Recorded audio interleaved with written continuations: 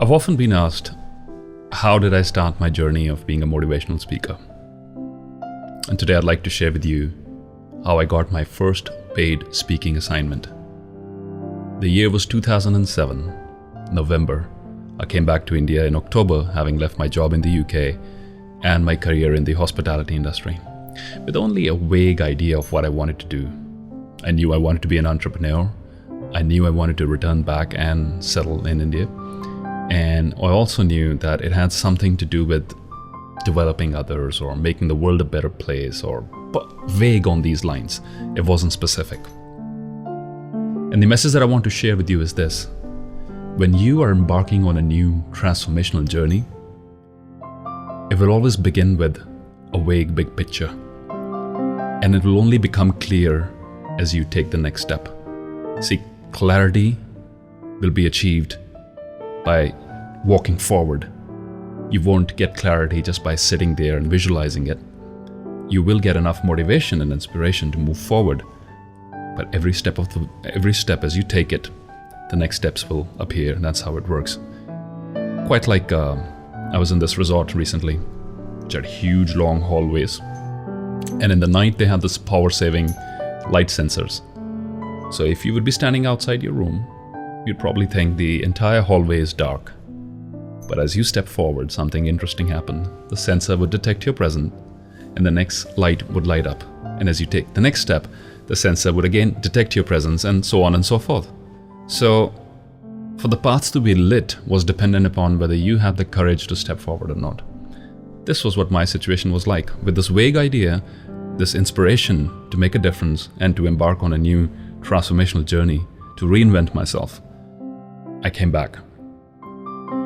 And how the clarity happened, how the first assignment came across, I had to set up a home office.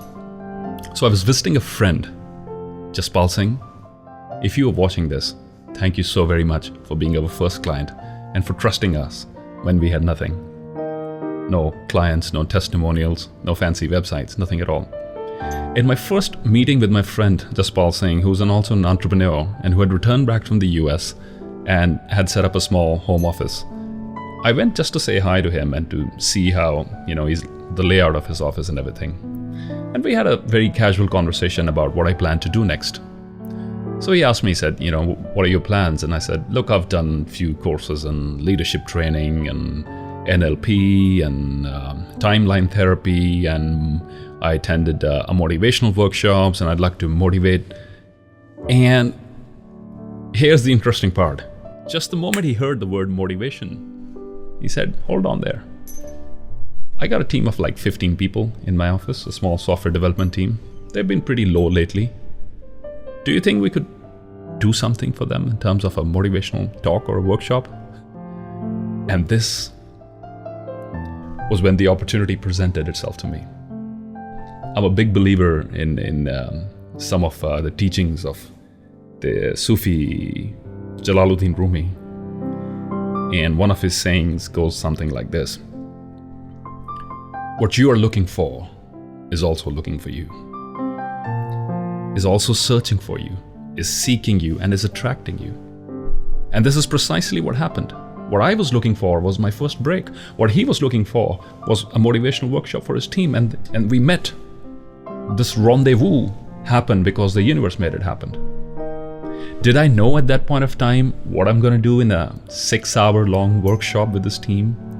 To be honest, I had absolutely no idea, my friends. Absolutely no idea. Did I say yes? Of course. I wouldn't be sitting here in front of you today if I hadn't said yes. I said yes to something that I had no idea how I was going to make it happen. And that is exactly my message to you. Don't worry about the how. Focus on the why. Why would you like to do this thing? Why would you want to walk down that path? And when your why is strong enough, the how becomes easy, very easy. The how reveals itself. It's just a process of discovery, of moving forward. So that was how I got my first paid speaking assignment. And at the end of those 6 hours, it was a aha moment for me, an eye-opener for me. I'm sure you've been in those situations when you've done something way beyond your expected capacity, And I did that. And trust me, once you expand your mind, once you go beyond your own limitations, you never go back to your original dimensions. Just like once you drive a new car, it's very hard to go back and sit in your old car. That's the way it is. Once the self expands into something bigger, something stronger, once you taste it, you never want to go back to your old self. This is the way our inner self grows. So there we are, my first paid speaking assignment. Thank you for watching.